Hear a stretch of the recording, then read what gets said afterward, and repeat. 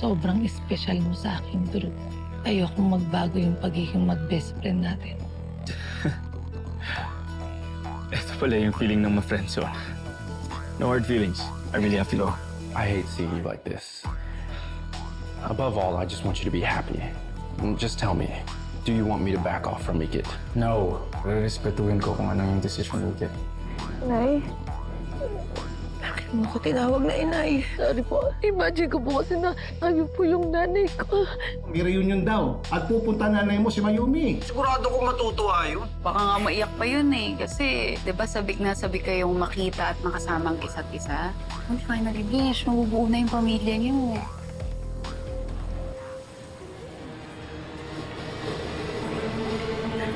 Mom! Mom! Hi! I'm so sorry. It's okay.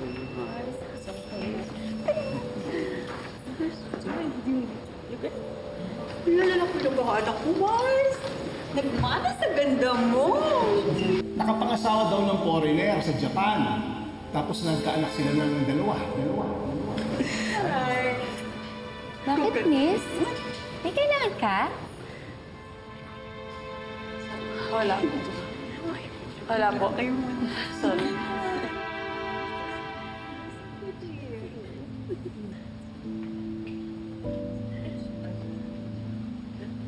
Ano nangyari? Ka lang? Hindi tayo. Hindi si Miss May yung nanay ko. Pero at least, nakita ko yung nanay ko kasama yung bago niyang pamilya. Kit, bakit ka umalis? Nagpakilala ka ba kay Aling Mayumi? Ano ba siya kinausap? Hindi na. Okay na ako. Ayoko masira pa yung mood ng pamilya.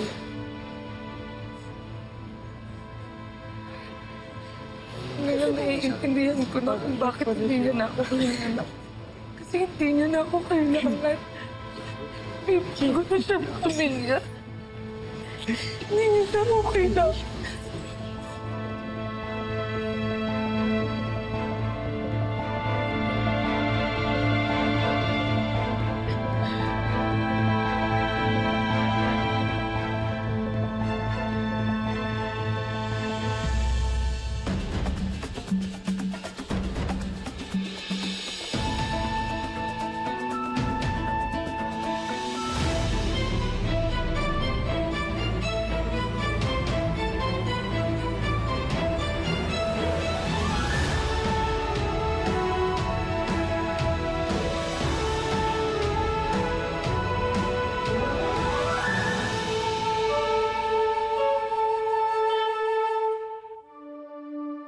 At sa mga susunod na balita, inanunsyo kahapon ng business magnate na si Enrique Vallejo ang planong magtayo ng bagong telecommunications company sa bansa.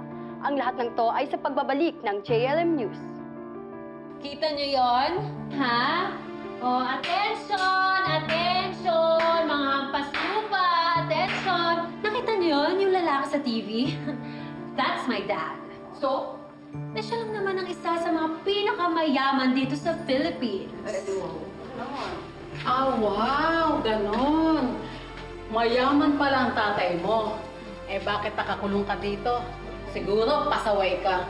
Siguro, puro pangit ang ugaling ginagawa mo, kaya walang pakialam sa'yo tatay mo. Ah, wow ha? Hindi mo ba nakita? Bulag ka ba? My dad is that busy.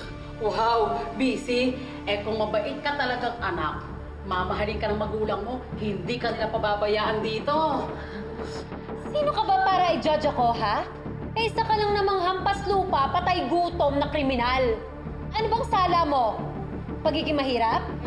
Hindi tayo magka-level. Kaya huwag kang umasta na akala mo, kilala mo ako. Ang pakaangas mo, akala mo.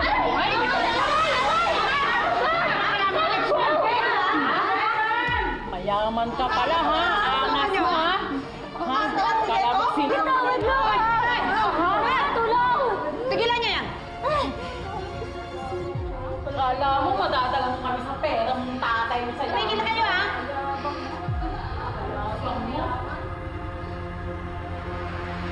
Mar, sorry sorry na ha kung di ako nakapunta sa reunion. Gusto ko naman talaga kayo makasama eh. Kaya lang nagbago isip ko po.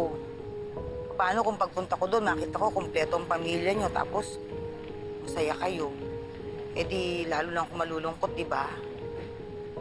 O basta next time babawi na lang ako, ha? Sige, pasensya na ha. Sige.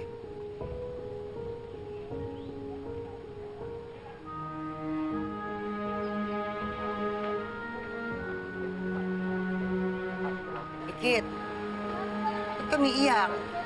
Ako? Ba't kami iyak? Wala. Wala ako, miss. Wala po, miss me. Okay lang po ako. Nako. Lakas yung kahit. Parang hindi naman. O talaga. Ngayon ka pa ba maglilihim sa akin sa dinami-dami ng pinagdaanan natin? O ano talaga problema? Nakita ko na po yung nanay ko. Oh, di ba dapat masaya ka dahil matagal mo siyang hinahanap? Narealize ko lang ho kasi na may bago na siyang pamilya. May bago na siyang buhay. Hindi ho ako kasali doon. Ayoko na pong ipagsiksikan yung sarili ko. Nakakinalimutan niya na po talaga ako. Sana hindi na lang ho ako nag-expect ng sobra-sobra na makikita ko pa po siya. Parang hindi ho ako nasaktan ng ganito. Hindi ko po maiwasan na hindi ko umasa kasi siyempre nanay ko po yun, di ba? May gusto ko pong maranasan magkaroon ng nanay. Hindi ko po alam kung paano eh.